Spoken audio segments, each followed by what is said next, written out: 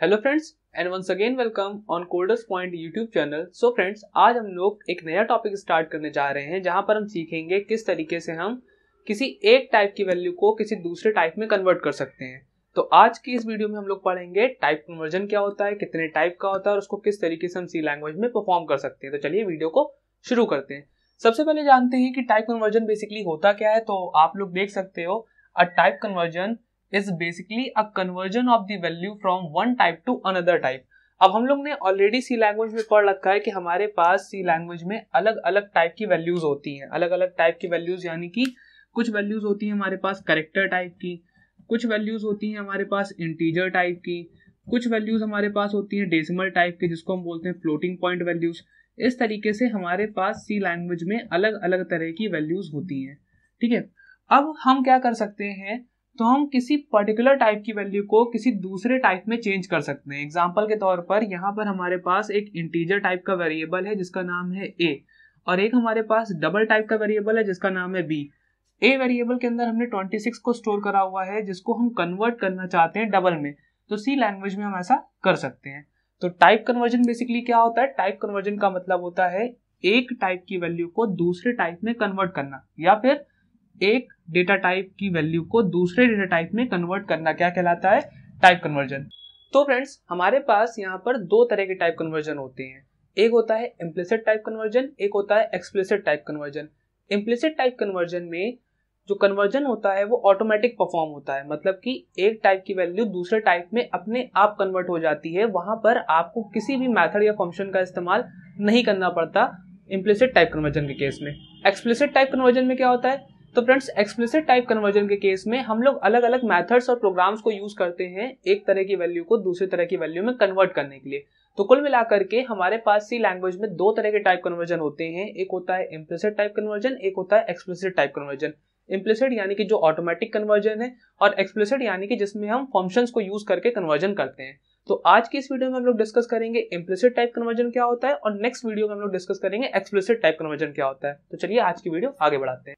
तो जैसा कि आप लोग देख सकते हो स्क्रीन पे, इम्प्लिसिट कन्वर्जन क्या होता है इसको मैंने दो पॉइंट्स में डिस्क्राइब किया है। सबसे पहला पॉइंट लिखा हुआ है implicit conversion is automatic conversion.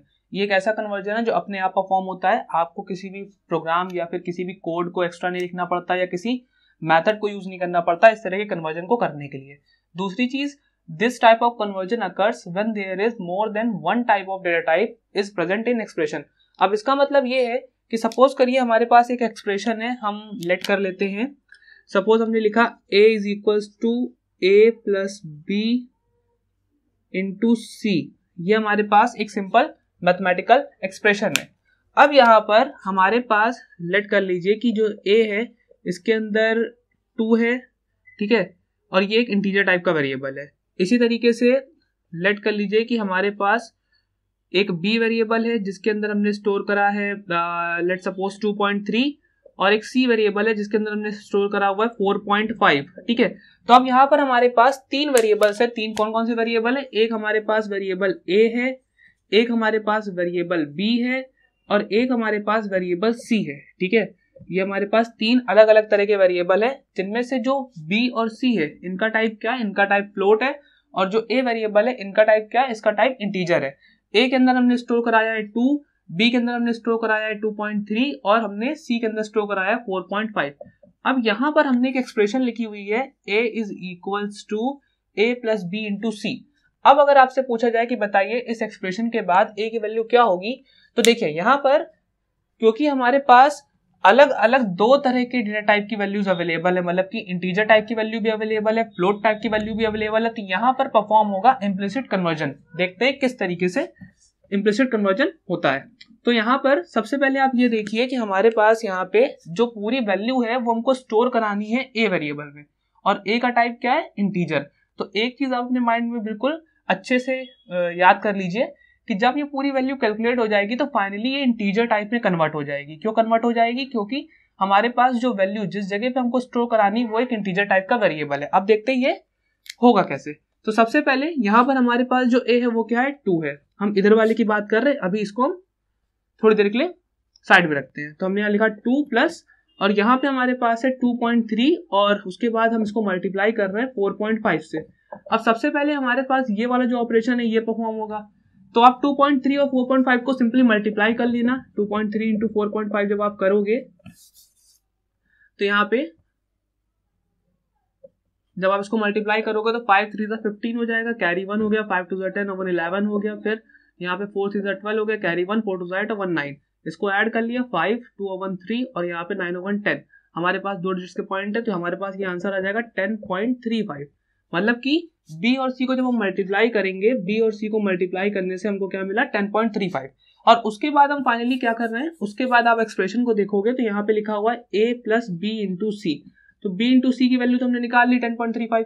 अब इस 10.35 से हम 2 को ऐड कर देंगे क्योंकि a की वैल्यू क्या है 2, तो हमने यहाँ पे ऐड कर दिया 10.35। अब जब आप इसका पूरा आंसर देखोगे तो इसका आंसर क्या आया, इसका आंसर आया 12.35। ठीक है, तो ये जो पूरी एक्सप्रेशन है हमारे पास,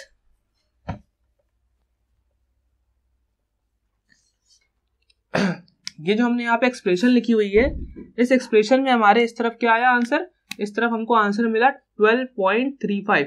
अब क्वेश्चन ये है कि इस 12.35 को हम स्टोर करना चाहते हैं ए वेरिएबल में, और ए का टाइप क्या है इंटीजर, तो 12.35 को तो हम ए में स्टोर कर नहीं सकते, तो ये 12.35 कन्वर्ट होकर के क्या हो जाएगी सिर्फ 12, और पॉइंट के बाद की वैल्यू अपने आप रिमूव हो जाएगी। तो इस पूरे एक्सप्रेशन का आंसर हमको क्या मिलेगा सिर्फ 12, और ये जो कन्वर्जन परफॉर्म होगा ये अपने आप परफॉर्म होगा, और हुआ यहाँ पर क्या, इस पूरी वैल्यू को जो डेसिमल में थी उसको कन्वर्ट कर दिया गया किसमें, उसको कन्वर्ट कर दिया गया इंटीजर में, और इस तरह के कन्वर्जन्स को ही हम बोलते हैं इम्प्लिसिट टाइप कन्वर्जन।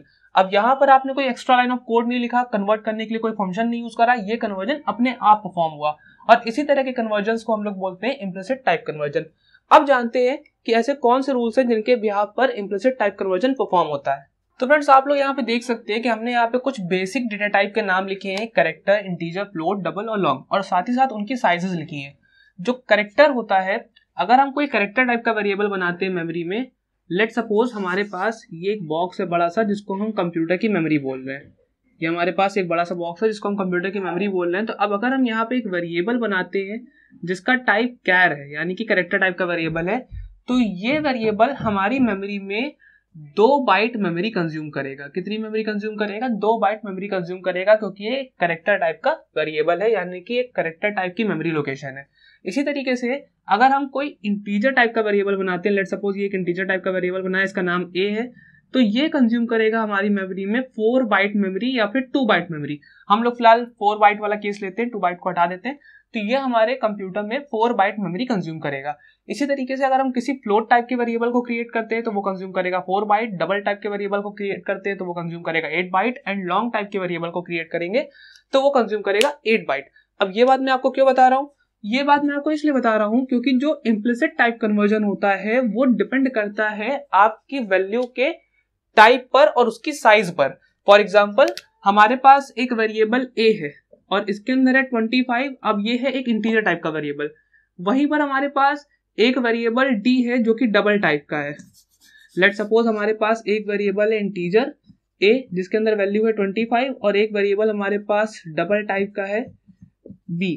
तो हम a की वैल्यू को b में कन्वर्ट कर सकते हैं। हम क्या कर सकते हैं, a की वैल्यू को b में कन्वर्ट कर सकते हैं। क्यों कर सकते हैं, क्योंकि जो a है उसका साइज होगा 4 बाइट और जो b है उसका साइज होगा 8 बाइट, तो b वाले का साइज ज्यादा है, इसलिए हम a को b में कन्वर्ट कर सकते हैं। तो अगर आप इसको इस तरीके से लिखते हो b is equal to a, तो यहाँ पर क्या होगा, यहाँ पर जो b है उसमें a की वैल्यू स्टोर हो जाएगी एज ए डबल टाइप। मतलब कि जब आप a को स्टोर करोगे तो उस समय a का टाइप होगा इंटीजर, बट जब a की वैल्यू इसमें b में स्टोर होगी तो अपने आप कन्वर्ट होकर के डबल हो जाएगी। इसका मतलब ये है कि हम इंटीजर टाइप की वैल्यू को डबल में कन्वर्ट कर सकते हैं, पर उसी का उल्टा हम डबल टाइप की वैल्यू को, अगर हम सोचें कि हम इंटीजर के अंदर एक डबल टाइप की वैल्यू को स्टोर कर ले, तो ऐसा हम नहीं कर सकते। इम्प्लिसिट कन्वर्जन में ऐसा पॉसिबल नहीं है। क्यों नहीं पॉसिबल है, क्योंकि उस केस में इंटीजर का साइज छोटा है और डबल का साइज बड़ा है, जिसकी वजह से हम डबल टाइप की वैल्यू को इंटीजर में कन्वर्ट नहीं कर सकते। तो आपको इस बात को समझना है कि इम्प्लिसिट कन्वर्जन डिपेंड करता है आपके वेरिएबल के साइज के ऊपर। आप हमेशा छोटे टाइप की वैल्यू को बड़े टाइप में कन्वर्ट कर सकते हो। मतलब कि एक ऐसी वैल्यू जिसका जो साइज है वो कम है, आप उसको कन्वर्ट कर सकते हो किसी ऐसी वैल्यू में जिसका साइज ज्यादा है, पर कभी भी इसका उल्टा नहीं कर सकते। आसान शब्दों में बोले तो हम इंटीजर टाइप की वैल्यू को कन्वर्ट कर सकते हैं फ्लोट में, और फ्लोट टाइप की वैल्यू को कन्वर्ट कर सकते हैं इंटीजर में। क्यों? क्योंकि दोनों ही 4 बाइट के हैं, तो आसानी से आप इसकी वैल्यू इसमें कन्वर्ट कर सकते हो और इसकी वैल्यू को इसमें कन्वर्ट कर सकते हो। इसी तरीके से हम इंटीजर टाइप की वैल्यू को कन्वर्ट कर सकते हैं लॉन्ग में, पर लॉन्ग टाइप की वैल्यू को हम इंटीजर में कन्वर्ट नहीं कर सकते। क्यों नहीं कर सकते? क्योंकि लॉन्ग जो है उसकी साइज है 8 बाइट और जो इंटीजर होती है उसकी साइज होती है मात्र 4 बाइट, जिसकी वजह से हम बड़ी वैल्यू को छोटी वैल्यू में कन्वर्ट नहीं कर सकते। इसी तरीके से हम कैरेक्टर टाइप की वैल्यू को कन्वर्ट कर सकते हैं इंटीजर में, पर इंटीजर टाइप की वैल्यू को कैरेक्टर में कन्वर्ट नहीं कर सकते। क्यों नहीं कर सकते? क्योंकि इंटीजर की वैल्यू, इंटीजर का जो साइज है वो 4 बाइट है और जो कैरेक्टर का साइज है वो 2 बाइट है। इसी तरीके से बाकी सारी वैल्यूज में भी आपको सिर्फ इस बात का ध्यान रखना है कि आप एक छोटे टाइप की वैल्यू को, मतलब कि छोटे साइज की वैल्यू को, लाइक सपोज आपके पास फ्लोट टाइप की एक वैल्यू है, इसको आप बड़े आसानी से डबल में कन्वर्ट कर सकते हो, पर डबल को वापस से फ्लोट में कन्वर्ट नहीं कर सकते। तो इम्प्लिसिट टाइप कन्वर्जन में आपको इसी बात का ध्यान रखना है कि जब भी आप कोई कन्वर्जन कर रहे हो या फिर जब भी कोई कन्वर्जन अपने आप परफॉर्म हो रहा है, तो वो हमेशा छोटे साइज की वैल्यू से बड़े साइज में परफॉर्म होगा, कभी भी उसका उल्टा नहीं होगा। तो इम्प्लिसिट टाइप कन्वर्जन क्या होता है? तो इम्प्लिसिट टाइप कन्वर्जन अपने आप परफॉर्म होता है। आपको एक चीज तो ये याद रखनी है, और दूसरी चीज आपको ये याद रखनी है कि इम्प्लिसिट टाइप कन्वर्जन हमेशा छोटे साइज की वैल्यू से बड़े साइज में परफॉर्म होता है, कभी भी इसका उल्टा नहीं होता है। अब हम लोग कंप्यूटर पे कुछ एग्जांपल्स देखेंगे और समझेंगे किस तरीके से हमको इसका आउटपुट कंप्यूटर पे मिले। तो फ्रेंड्स, हम लोग आ चुके हैं हमारे कंप्यूटर की स्क्रीन पर, और सबसे पहले हम लोग सी लैंग्वेज का बेसिक स्ट्रक्चर लिख लेंगे। तो हैश इंक्लूड फिर stdio.h, देन उसके बाद हमको एक मेन फंक्शन डिक्लेयर करना है जहां पर अपने कोड को हम लिख सके। ये हमने डिक्लेयर कर लिया मेन फंक्शन, और यहाँ पे लास्ट में रिटर्न 0। इतना कर लेने के बाद अब यहाँ पर सबसे पहले हम लोग कुछ वेरिएबल्स बना लेते हैं। लेट सपोज हमने एक इंटीजर टाइप का वेरिएबल बना लिया, एक फ्लोट टाइप का वेरिएबल बना लिया, एक इसी तरीके से डबल टाइप का वेरिएबल बना लिया, एक हमने यहाँ पे लॉन्ग टाइप का वेरिएबल बना लिया, और फाइनली एक हमने कैरेक्टर टाइप का वेरिएबल बना लिया। यहाँ पर ये हमारे पास कुछ वेरिएबल्स हो गए। अब अभी ये सारे के सारे वेरिएबल्स सिंपटी हैं, तो हम लोग क्या करते हैं, सबसे पहले हम लोग कैरेक्टर टाइप के वेरिएबल में स्टोर करा लेते हैं, लेट सपोज कैपिटल ए। इसी तरीके से अब हमको करना ये है कि सबसे पहला कन्वर्जन जो हम करेंगे वो हम करेंगे कैरेक्टर टू इंट का, यानी कि हम एक कैरेक्टर टाइप की वैल्यू को कन्वर्ट करने की कोशिश करेंगे इंटीजर टाइप में। और इस कन्वर्जन को करने के लिए हमको जस्ट करना क्या है, हमने लिखा a इज इक्वल्स टू ई। अब यहाँ पे a इज इक्वल्स टू ई का क्या मतलब है? तो यहाँ पर जो e है उसके अंदर जो कुछ भी वैल्यू है उसको हम इंटीजर टाइप के वेरिएबल a में स्टोर कराने की कोशिश कर रहे हैं, और चेक करते हैं इसका आंसर हमारे सामने क्या आएगा। तो हमने लिखा यहाँ पे प्रिंटफ लिखने के बाद एक मैसेज दिया वैल्यू इन इंटीजर, जिससे कि हमको पता चल सके कि हमारा आंसर क्या है। फिर यहाँ पे %d कॉमा, और हम प्रिंट करा देते हैं a की वैल्यू। ये प्रोग्राम लिख लेने के बाद हमने सबसे पहले प्रोग्राम को सेव कराया, और सेव कराने के बाद अब इसको रन करा के देखते हैं हमको आउटपुट में क्या मिलता है।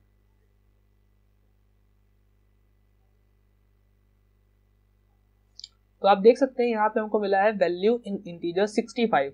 तो यहाँ पर हुआ क्या, जो हमारे पास कैरेक्टर टाइप का वेरिएबल था e, उसके अंदर हमने स्टोर करा हुआ था कैपिटल A, लेकिन जब हमने उसको स्टोर कराया एक इंटीजर टाइप के वेरिएबल में, तो अपने आप ये कैपिटल A कन्वर्ट हो गया एक न्यूमेरिक वैल्यू में, और हमको आउटपुट में क्या मिला, 65। बिल्कुल इसी तरीके से अगर हम इंटीजर टाइप की वैल्यू को फ्लोट में कन्वर्ट कराते हैं, तो चलिए अगला कन्वर्जन है इंटीजर टू फ्लोट। अब यहाँ पे हम क्या कराएंगे, हमने यहाँ पे करना सिर्फ इतना है कि हम एक फ्लोट टाइप के वेरिएबल में इंटीजर टाइप की वैल्यू को स्टोर करते हैं और देखते हैं उसका हमको क्या आंसर मिलेगा। तो यहाँ पे b is equals to a और सेमीकोलन। अब उसके बाद फिर से इसको प्रिंट करा देखते हैं, तो प्रिंटफ वैल्यू इन फ्लोट, और उसके बाद %d और कॉमा लगा करके यहाँ पे हम b की वैल्यू को प्रिंट करा रहे हैं, और देखते हैं हमको यहाँ पे क्या आंसर मिलेगा। तो सबसे पहले हम प्रोग्राम को सेव कर देते हैं, और सेव करने के बाद इसको फिर से रन करा के देखते हैं। तो आप देख सकते हैं यहाँ पे दोनों आंसर फिर से प्रिंट हो गए। वैल्यू इन इंटीजर 65 आ रही है और वैल्यू इन फ्लोट 0 आ रही है। अब 0 क्यों आ रही है, तो एक बार चेक कर लेते हैं, कुछ शायद मे बी मिस्टेक हो गई है। b is equal to a, हाँ यहाँ पे हम फ्लोट टाइप की वैल्यू प्रिंट करा रहे हैं, इसलिए फॉर्मेट स्पेसिफायर %f होगा, और क्योंकि एक ही लाइन पे सारी चीजें प्रिंट हो जा रही है तो इसके आगे हम लिख दे रहे हैं /n, ताकि अलग अलग लाइन पे प्रिंट हो। तो चलिए जल्दी से इसको सेव कर लेते हैं और सेव करने के बाद प्रोग्राम को वापस रन कराते हैं। तो अब आप देख सकते हैं इंटीजर में वैल्यू आ रही है 65 जो कि कैरेक्टर टाइप की वैल्यू को कन्वर्ट करने के बाद आंसर आया, और फ्लोट में वही आंसर आ रहा है 65.000। तो यहाँ पर भी एक कन्वर्जन परफॉर्म हुआ और इंटीजर टाइप की वैल्यू कन्वर्ट हो गई अपने आप फ्लोट टाइप में। इसी तरीके से हम लोग कन्वर्ट करके देखते हैं फ्लोट टाइप की वैल्यू को डबल में। तो अगला कन्वर्जन हमारे पास है फ्लोट टू डबल। अब फ्लोट टू डबल कन्वर्ट करने के लिए हमको क्या करना है, सबसे पहले हम देख लेते हैं हमारे डबल टाइप के वेरिएबल का क्या नाम है। तो उसका नाम है सी। तो हमने लिखा c is equals to B. अब b जो है वो एक फ्लोट टाइप का वेरिएबल है और c जो है एक डबल टाइप का वेरिएबल है। अब प्रिंट करा के देखते हैं हमको क्या आंसर मिलता है। तो printf वैल्यू इन डबल, और उसके बाद अब डबल टाइप की वैल्यू को प्रिंट कराने के लिए हम लोग फॉर्मेट स्पेसिफायर यूज करते हैं %lf, और उसके बाद कॉमा लगा करके यहाँ पे डबल टाइप की वेरिएबल का नाम। फिर से इस प्रोग्राम को सेव करते हैं, पर उससे पहले यहाँ पे आकर के /n लगा देते हैं ताकि हमको अलग अलग लाइन पे आउटपुट मिले, सेम लाइन पर ना मिले। तो फिर से इसको सेव कर लेते हैं, फाइल पे गए, सेव पर क्लिक करा, सेव पर क्लिक करने के बाद अपने प्रोग्राम को फिर से रन कराते हैं, देखते हैं इसका आउटपुट हमको क्या मिलता है। तो फ्रेंड्स आप लोग देख सकते हैं वैल्यू इन इंटीजर क्या है 65, वैल्यू इन फ्लोट क्या है 65.000 एंड वैल्यू इन डबल भी 65.000। अब आप कहोगे कि इन दोनों में चेंज क्यों नहीं हुआ। तो देखिए फ्लोट और डबल दोनों में ही हम डेसिमल टाइप की वैल्यूज को स्टोर कर सकते हैं, मतलब कि ऐसी वैल्यूज को स्टोर कर सकते हैं जिनमें पॉइंट्स हो। तो अंतर दोनों में सिर्फ इतना है कि जो डबल होता है वो हमको पॉइंट के बाद 16 डिजिट तक का प्रिसीजन दे सकता है, पर क्योंकि यहाँ पे पॉइंट के बाद 16 डिजिट तक की वैल्यू है ही नहीं, इसलिए वो सिंपल 00 में हमको आंसर प्रिंट करा रहा है।